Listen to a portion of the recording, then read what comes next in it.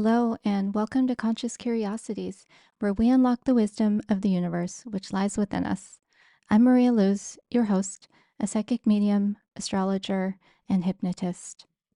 Today, I'm going to continue talking about the energy of 2026.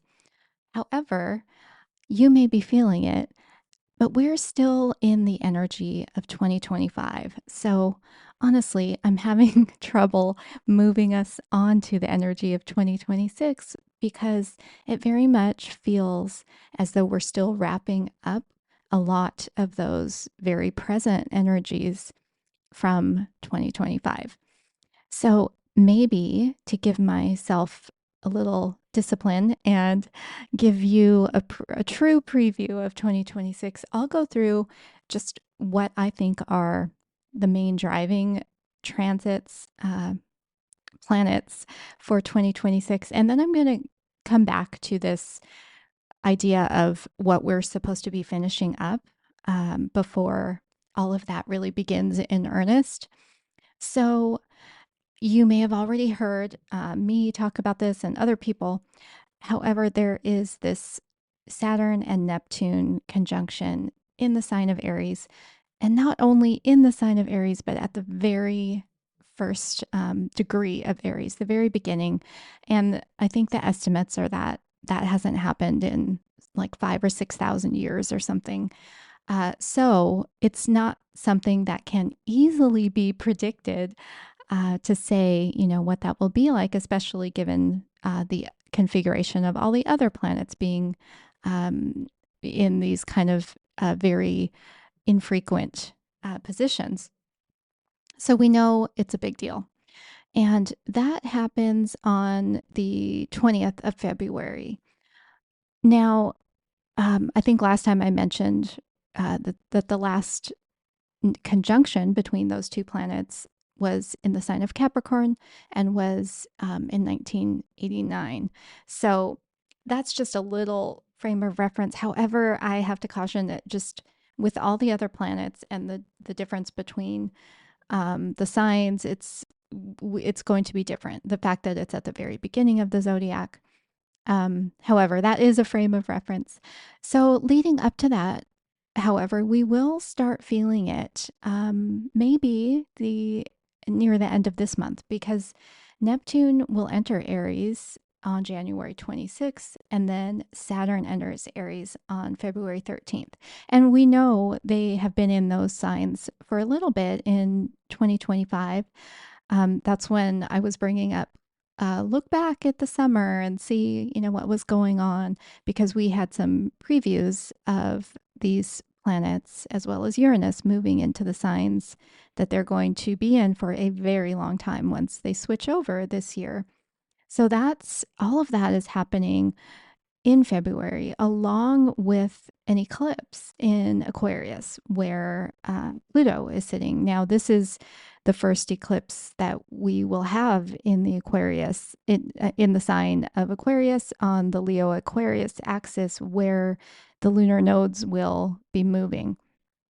So, the other event that's going to be very influential is Uranus moving into Gemini. Again, we had a little preview, but it's going to move there for the next until 2032. So it's going to move there April 25th.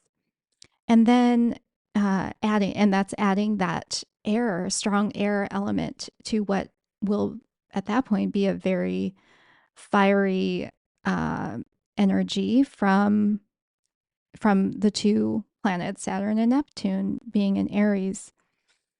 However, we'll have a little bit of a hint of that air energy, I would say, in let's see, in by gosh, even in January, because after the new moon, which happens in Capricorn on the 18th, within about a week of that, we have several planets, like 5 planets or something, in Aquarius.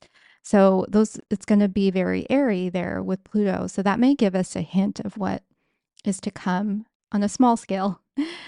So moving on from Uranus entering Gemini on April 25th, I would say the next big energy shifts are going to be Jupiter moving into Leo June 29th.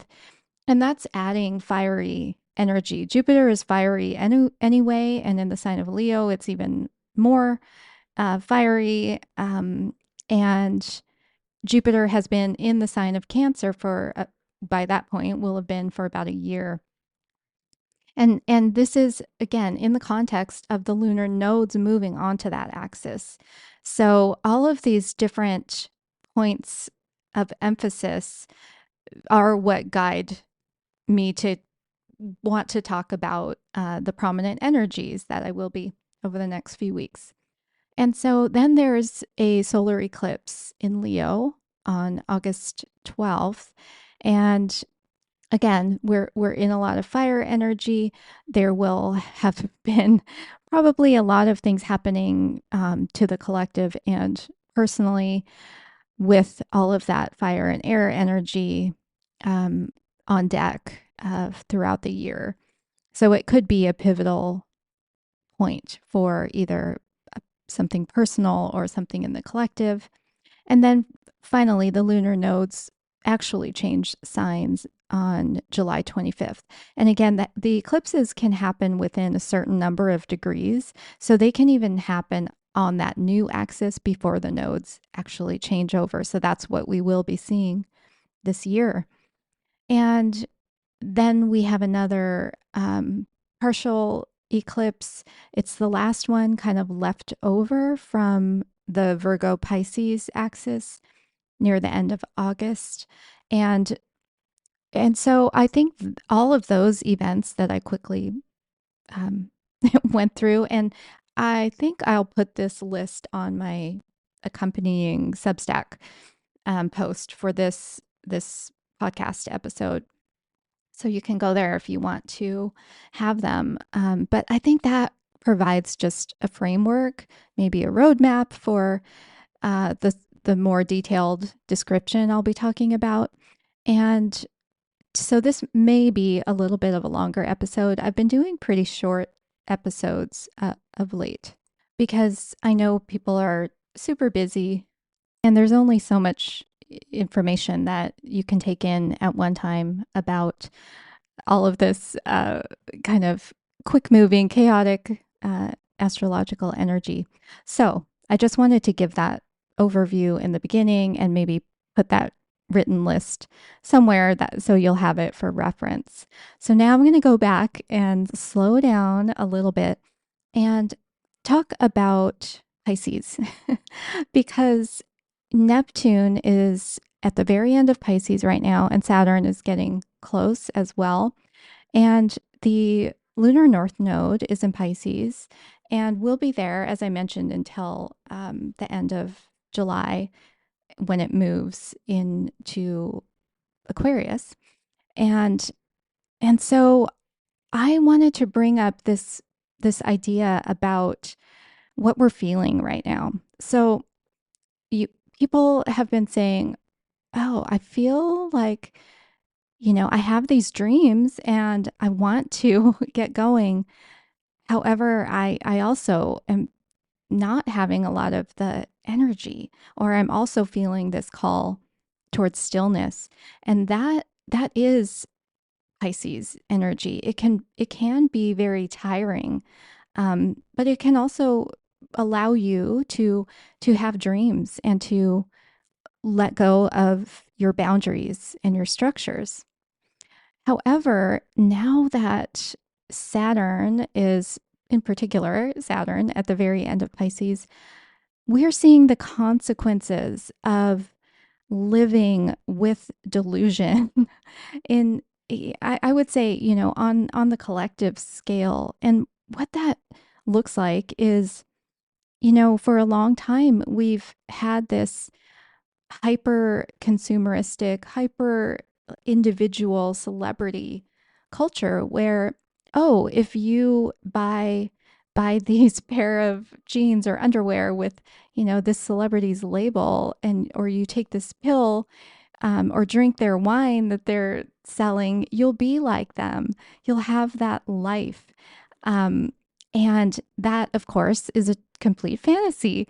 However, it's been fueling so much industry and YouTube celebrities and, all of that. And now some people are seeing, oh, that's not actually the case. Or maybe some people have had some success, whether it be attention or financial success. And it doesn't have to be with the celebrity part. It could be just following the script of the corporate world or their family of origin and being rewarded superficially, and maybe even with with physical rewards as well.